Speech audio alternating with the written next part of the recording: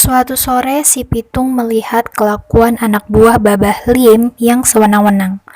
Babah Lim adalah tuan tanah di daerah tempat tinggal si Pitung.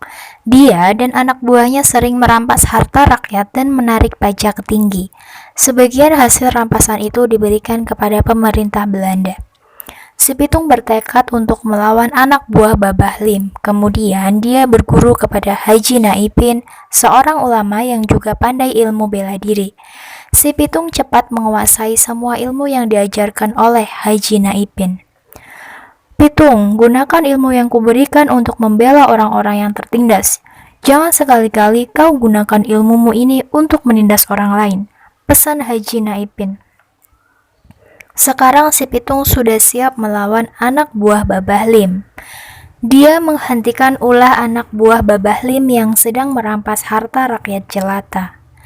"Hei anak muda, siapa kau? Berani yang menghentikan kami?" tanya salah satu anak buah Babah Lim. "Kalian tak perlu tahu siapa aku, yang jelas aku akan menghentikan ulah kalian selamanya," jawab si Pitung. Anak buah Babah Lim menyerang si Pitung. Namun, si Pitung bisa mengalahkan mereka semua. Sejak saat itu, nama si Pitung terkenal di kalangan penduduk. Si Pitung memutuskan untuk mengabdikan hidupnya pada rakyat jelata. Dia bertekad untuk mengambil kembali hak yang sudah dicuri oleh tuan tanah dan mengembalikannya kepada rakyat. Dia mengajak beberapa temannya untuk bergabung dengannya. Kelakuan si Pitung tidak disukai oleh tuan tanah dan juga pemerintah Belanda. Mereka mengeluarkan perintah untuk menangkap si Pitung.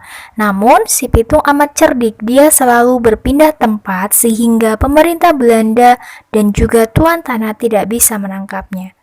Karena kesal, pemerintah Belanda menggunakan cara licik. Mereka menangkap Papiun, ayah si Pitung, dan Haji Naipin.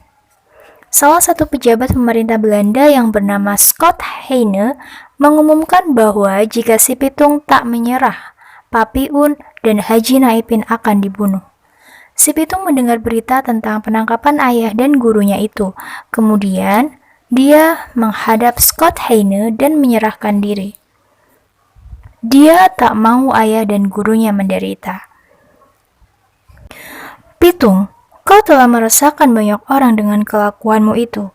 Untuk itu, kau harus dihukum tembak," kata Scott Heine. "Kau tidak keliru, bukannya kau dan tuan tanah itu yang meresahkan orang banyak. Aku tidak takut dengan ancamanmu," jawab si Pitung. Scott Heine benar-benar melaksanakan ancamannya. Si Pitung dihukum tembak, hidup si Pitung berakhir di ujung peluru. Namun kisah kepahlawanannya tetap dikenang. Si Pitung, si pahlawan rakyat jelata. Cerita ini bersumber Dian K100, Cerita Rakyat Nusantara, Jakarta, Buana Ilmu Populer 2014.